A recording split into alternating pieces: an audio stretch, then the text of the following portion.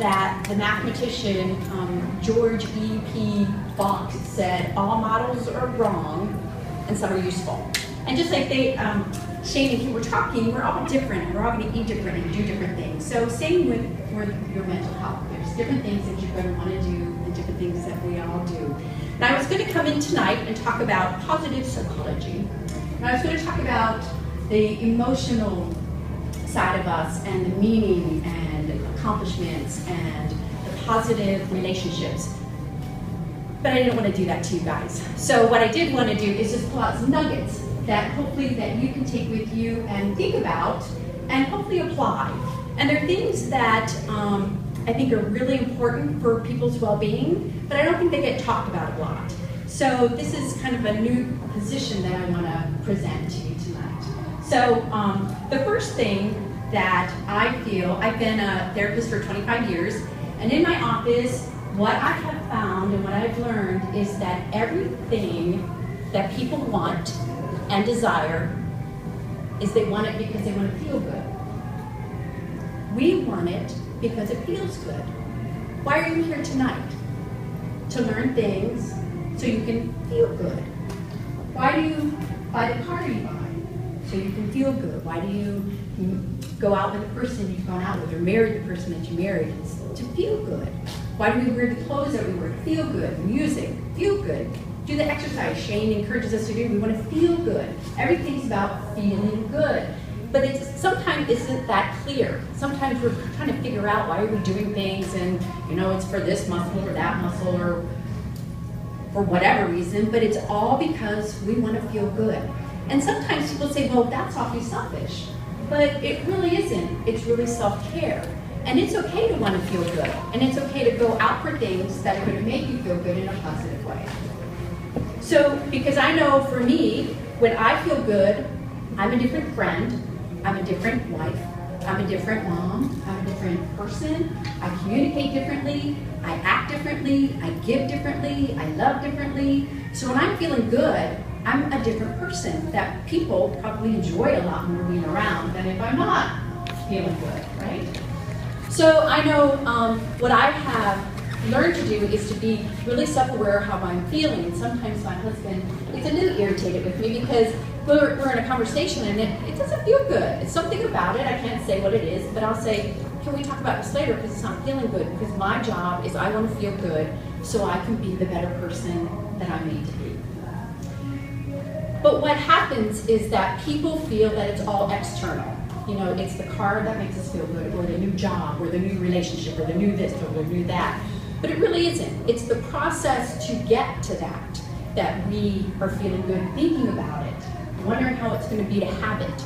And then once we have it, you all know, the new outfit, happy for a day, a week, whatever. The food we choose, it's done. We want something different. So with that, we want to expand. So once we achieve that, we will want something else, which is a good thing. Except, people don't know that they can change their feelings just by what they're thinking about. And it's a lot easier than having to go buy a new car, get a new relationship, buy a new house. That you can really do it with what you're thinking about. So when I'm not thinking something positive, I have a go-to thought. It's my favorite vacation. We go to St. Thomas every year. I love the sun, love the beach, love the water, love, love, love, love, love. So I think about that, and that can automatically change how you feel, no matter what the situation is, no matter what. And when you're feeling good, you're going to make different decisions, right? Make sense? Oh yeah. Yeah. So even with, Shane, you come here, I come here. It doesn't feel good to be lifting those weights and doing those stupid squats that I hate to do. But my end result is I want a 6-pack, which you didn't tell me women only get 4-packs. We only get 4-packs, and I want the muscles over the arms muscles because I think I'll look better and therefore I will feel good. I will go through all this so I will feel good. But again, it probably will be temporary, so I have to change my thinking a little.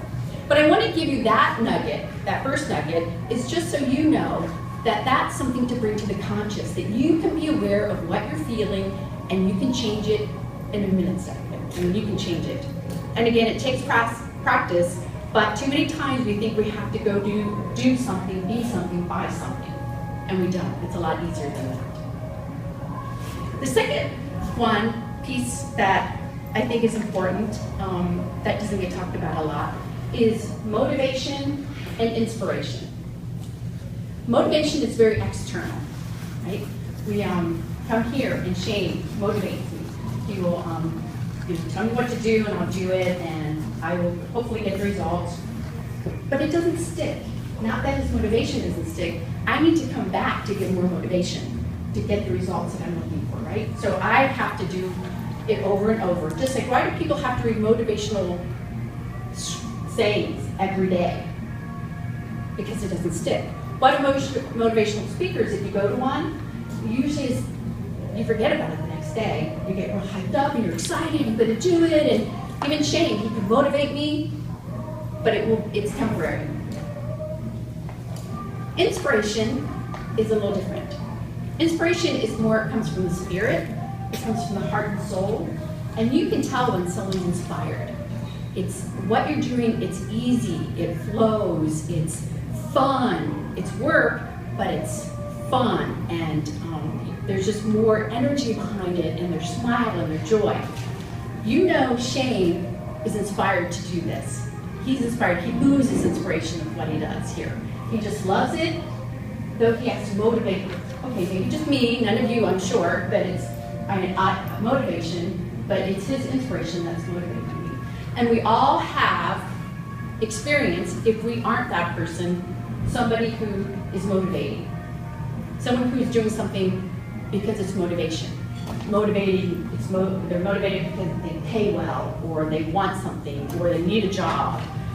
You know, but then you can also feel when someone's inspired. It's something that they really are loving, passionate about. Passion is the word that's connected with that. An example for me is when I went and got my master's degree. I gave up a company car and briefcase for a backpack and bicycle. I was inspired. I didn't care about the money. I wanted to go to graduate school full time, went, loved it, worked, but it was just unfolding and fun, and you met people and just exciting and read things, da da da da da da. Fast forward, my doctorate, motivated. I saw how doctors were treated, better than the ones that weren't. So, but they got paid, a little better. People were calling me doctor, even though I wasn't one.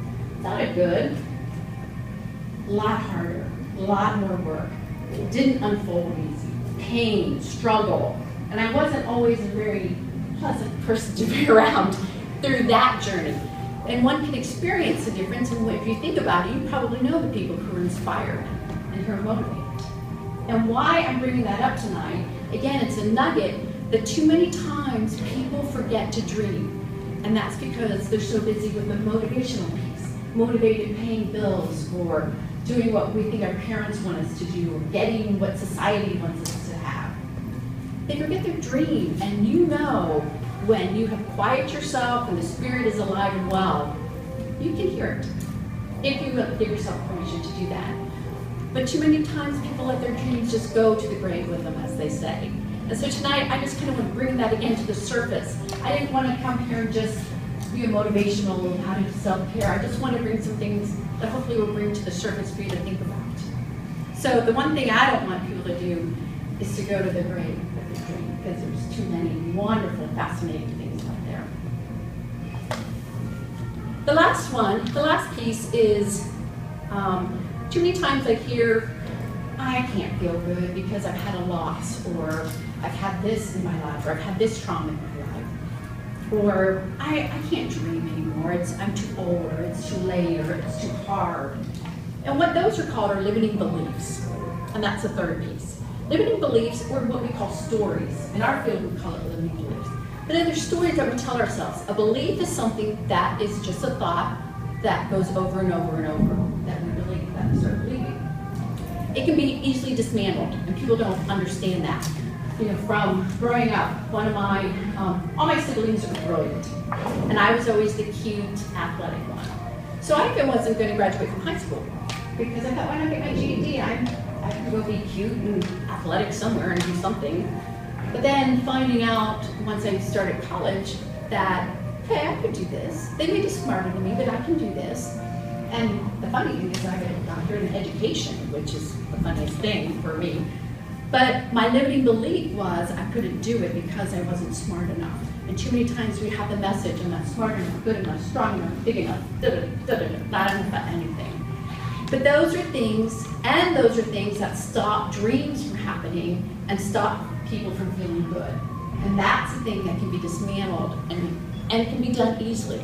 So that, again, sometimes we think, oh, that message is always just kind of there, always just, and it doesn't have to be. So again, these are just kind of nuggets that I wanted to bring up tonight and to talk about just a few things that you can do to take home or to think about. And I hate to give you any more assignments, but shame. The first one is to feel good. Like people are like, okay, well, how do we really feel good? And okay, you may have heard it from Oprah, but it's true. Appreciation. The one thing that brings joy and comfort and feeling good to people is when they can appreciate. And I sometimes, I don't know about you all, but I have trouble appreciating life even though I'm quite blessed. And so appreciation sometimes has to start with the smallest things. And when you can carry appreciation out for at least, let's say 10 seconds, it can change your whole day. And I'm talking about, I don't get out of bed until I have my moments of appreciation. Literally, in some mornings, I appreciate this pillow. It's a great pillow. I appreciate that I have covers. I appreciate that I have heat in the house. I appreciate that I can get up and feel warm. I appreciate that I have a wonderful husband and a beautiful dog that I go walk. I appreciate that I walk, that I have my 4 limbs. I appreciate that there's snow on the ground, that I can see that it's beautiful. I appreciate I can come home and have a nice breakfast. I appreciate that my car starts. I appreciate that I have a winter coat. I appreciate that I'm going to a great job. I appreciate from my people I work with. I appreciate the clients. I appreciate being there. I appreciate coming back. I appreciate I have workout clothes. I appreciate Shane, that he has the passion of doing this and that he takes the time and works with all of us and that he makes us feel good and motivates us. I appreciate that I can go home. I can eat a great meal. I appreciate that I can go to bed in a warm house and go to sleep in a safe place called the USA. Like, that's how general you can be when it comes to appreciation. You do that for 10 seconds every morning when you get up, you will be a different person and you will feel the joy and have a different attitude when you start working with people. The thing that, I don't know about you all, but there's this new thing that people are saying, because words are very important. When we speak, words are important. So there's this new thing that people are saying, no worries, no problem, no worries. I think someone just texted me, no worries. Okay, why do people go around saying no worries? Our subconscious takes in all that, right? No worries, no problems, no this, no that. But our subconscious does not hear the negations. So when someone says, don't eat that cookie, don't worry, no problems, subconscious hears cookies, problems, worry. So now tonight when you go home, you want a cookie and you're going to worry about it and that's going to be a problem, know that it becomes communication. Because our subconscious does not hear that. So that's why, for the next thing that you can do before you get out of bed, is to have intentions. And your intentions need to be positive and moving forward before you get out of bed. So it needs to be what a great day it's going to be, and what you'll be doing in a positive way. You're going to be interacting with people and enjoying the day and la la la la, eating well, having a great morning and office, having a peaceful drive to work. Everything needs to be positive and moving forward. And literally the subconscious takes that in, and you'll be surprised at how much of that will come true if you plan it ahead. I know it's really weird, but it does work. But if you start with no worries. I do say that. I know. Even this young guy was putting my dog food in my car, and I said, thank you. He said, no worries. I said, you may want to think about saying that because it's affecting you and it's affecting me. So it's the language that we want to be very careful with. The other thing that you can do is really take to heart blessings throughout the day. Before you go to bed at night, you can think about, write it down. Again, I don't want to give you any more exercise, but just things to think about is that to think about the 3 blessings that you have that day. And sometimes you need to be the blessing. Because sometimes we don't find them, so we have to create them. And I think of the one where my husband and I were in the city last weekend, and we usually use Uber. And we ended up chose to get a taxi. And when I got in the taxi, there's a penny on the back behind the seat. So I picked up the penny, got in the car, and said, "Here's your penny." And he said, "Oh, thanks." I said, "Well, I have to give it away for good luck." So he said, "Yeah, I wish I found a $20 bill." And that we kind of laughed about it and checked out in the car. So got to our spot, and then we were getting out, and Chuck always tips well. Right for a $5 cab ride, he pays him $15. Well, I got inspired because if you listen well enough at the time, you get that yearning and that inside. I reached in Chuck's wallet and grabbed the $20 bill, which I'd given up in advance, just it was really my 20. So I took the 20 and laid it down just on the console, and then I said, "I hope you are blessed today." And he's like, "Really? No. Really? No." And I'm like, "Yes, I hope you're blessed today." And you could almost see the tears due to his eyes. And it's just something as simple as that. Yes, he may have felt blessed, but I was blessed and on high all day long to see how a $20 bill can change someone's whole day. So that's just something, again, to be the blessing in a way that you can do.